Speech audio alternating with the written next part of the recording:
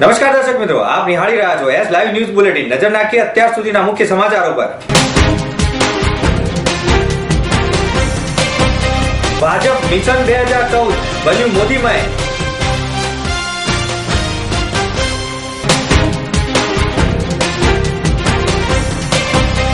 એક અનોખું ચિત્ર પ્રદર્શન।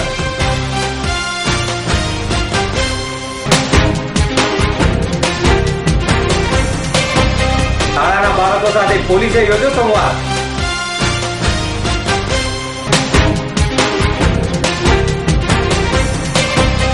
અમદાવાદમાં ટીમ કેનની પ્રથમ ઓફિસનો પ્રારંભ।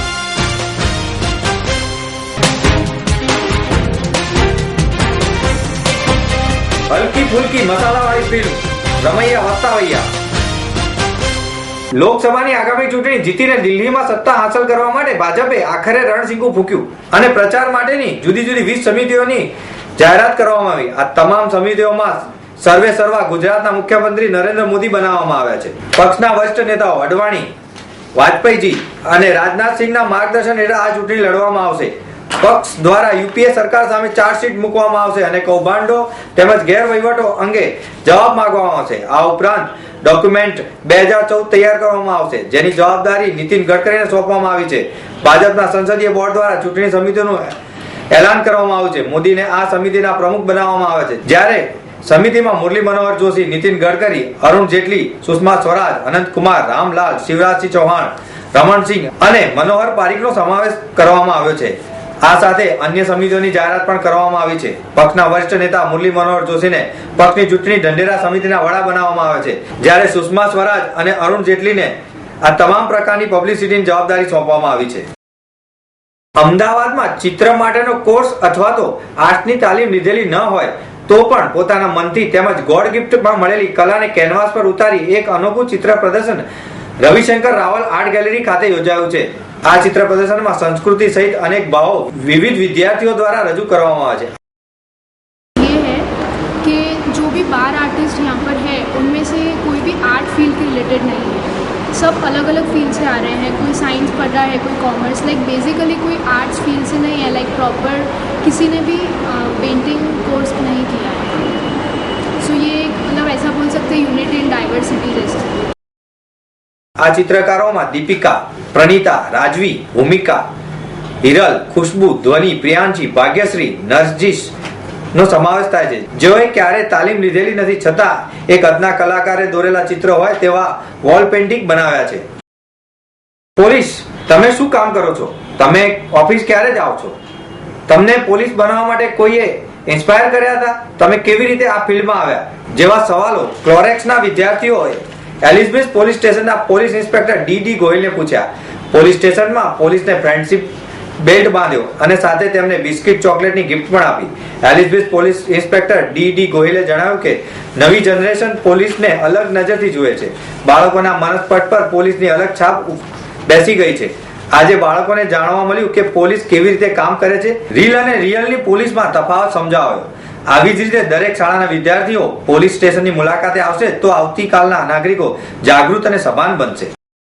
દેશની અગ્રણી કંપની ટીમ કેન દ્વારા ગ્રાહકોની વધતી જરૂરિયાતને પૂરી કરવા તેમજ પશ્ચિમ ભારતના વિસ્તરતા બજારની માંગને પહોંચી વળવા માટે અમદાવાદમાં ગુજરાતની પ્રથમ રિજનલ ઓફિસ શરૂ કરવામાં આવી છે। આ ઓફિસના ઉદ્ઘાટન સાથે કંપની દ્વારા અમદાવાદમાં એક ખાસ કસ્ટમ મીટ એટલે કે ગ્રાહક મિલનનું આયોજન કરવામાં આવ્યું હતું। મહત્વની વાત એ છે કે અમદાવાદની આ નવી બ્રાન્ચ કાર્યરત થવા માટે કંપનીની ધાતુ, ખાણ, સિમેન્ટ, રેલ, ઉર્જા અને વિવિધ ઉત્પાદન સહિતના ઉદ્યોગોને સંબંધિત ગ્રાહકોની વધતી માંગને પૂરી કરવામાં આવશે। આ અંગે કંપનીના ભારત માટેના મેનેજિંગ ડિરેક્ટર સંજય કૌલે જણાવ્યું કે વિતરકો અને ગ્રાહકોને સ્થાનિક સ્તરે મદદરૂપ થવા માટે અમારી આ ઓફિસ સ્થાપવામાં આવી છે। देखिए, गुजरात के साथ हमारा बहुत ही पुराना रिश्ता है। हम लोग पिछले 25 साल में गुजरात में काफ़ी सोर्सिंग कर रहे हैं। काफ़ी हमारे बेयरिंग के कंपोनेंट्स गुजरात में अहमदाबाद, राजकोट बेल्ट में बनते हैं और पिछले 20 साल में हम लोग गुजरात जूं डेवलप कर रहा है, हमारा प्रोडक्ट यहाँ पे आ रहा है। लेकिन पिछले 2-3 सालों में जैसे गुजरात की उन्नति हो रही है तो हम लोगों ने ये बहुत ज़रूरी समझा कि अब हमें कस्टमर्स के बिल्कुल नज़दीक होना चाहिए। तो उस कारणवश अब हम लोगों ने आज गुजरात में अहमदाबाद के शहर में हम लोगों ने पहला सेल्स ऑफिस खोला और इसका ऑफिस खोलने का एक ही रीज़न है कि हम अपने कस्टमर के और नज़दीक आ जाए, ताकि हमारे इंजीनियर बिल्कुल उनके पास रहे और ज़्यादा से ज़्यादा हम लोग कस्टमर की सेवा कर सकें।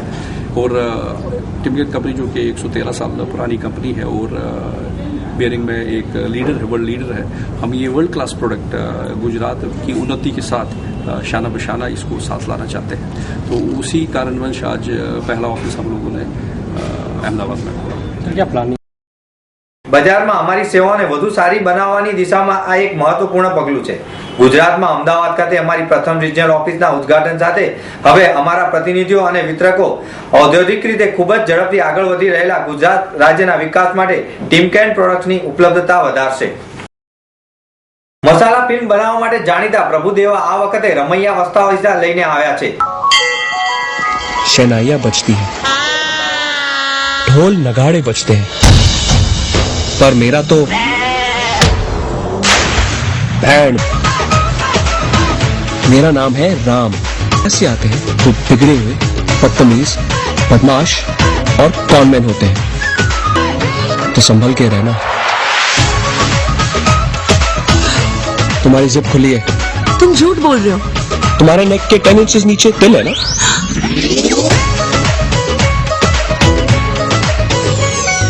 मैं तुम्हारी गर्लफ्रेंड नहीं हूँ। जो ऑपोजिट होता है लड़कियां हमेशा वही कहती है।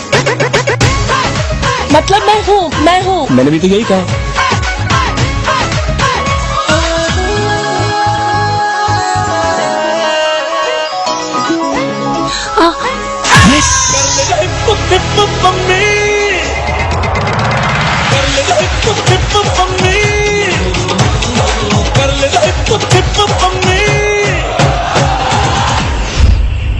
आपकी बहन बहुत अच्छी लड़की है सर। आप नहीं जानते उसको पटाने में कितना टाइम लग गया। तो तू कुछ भी कर सकता है। Yes sir. असर ये कैसा तेरी चाहत का है मुझ पे हो गया। क्या प्यार में सचमुच इतनी ताकत है? अगर प्यार में ताकत नहीं होती तो मैं यहाँ इस तरह नहीं आता और आप मेरे लिए यहाँ नहीं आते। रंग जो लाग्यो रे, के रंग जो लाग्यो रे, लाग्यो रंग जो लाग्यो रे।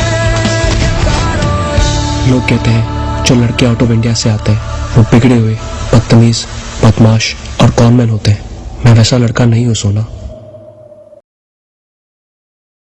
પ્રભુદેવા ચાહકોની નાડ સારી રીતે પારખે છે। આ જ કારણથી તેમણે અનેક સરળ ફિલ્મ્સ આપી છે। તેમણે સલમાનની ડૂબતી દૈયાને વોન્ટેડ ફિલ્મથી તારી હતી। આ ફિલ્મને કારણે જ સલમાનને ડૂબતો સિતારો ફરી એકવાર ઝળક્યો હતો। Rowdy Rathod અક્કીના કેરિયરની big hit film બની હતી। આજથી જ કુમાર તરૈયાએ પોતાના પુત્ર ગિરીશ કુમારને પ્રભુદેવા સાથે લોન્ચ કરવાનો નિર્ણય કર્યો। આ ફિલ્મની કથા કંઈક આવી છે।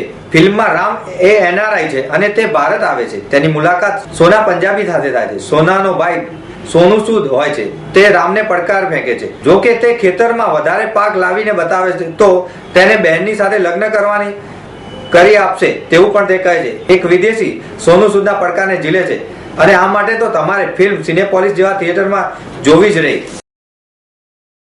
તો મિત્રો આ હતા અત્યાર સુધીના મુખ્ય સમાચાર। સમાચારની ખાસ ગતિવિધિ માટે આપ નિહાળતા રહો S Live ન્યૂઝ બુલેટિન। નમસ્કાર।